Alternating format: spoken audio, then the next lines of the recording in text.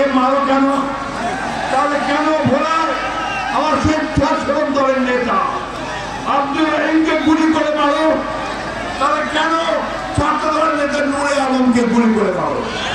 কেন নারায়ণগঞ্জে আমার সেই যুবক ভাই শাওনকে গুলি করে হত্যা করো?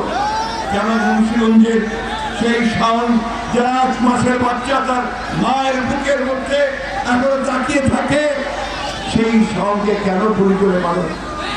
কেন আজকে এইখানে আপনাদের এই সভা থেকে আমাদের এক ভাই যিনি সমাবেশে এসেছিলেন প্রতিবাদ জানাতে, যে হাসিনা সরকার যেটা চায় না, সেই ভাই আজকে এখানে আক্রান্ত হয়ে তিনি ইন্তেকাল করেছেন বন্ধুগণ কিছুক্ষণ আগে। আমরা তার মাগফিরাত কামনা করি, আল্লাহর কাছে যে দোয়া চাই, আল্লাহ তাকে যেন বেশ খুশি করেন। প্রিয় বন্ধুগণ, আমি এখন সভাপতিকে সম্বোধন করতে চাই।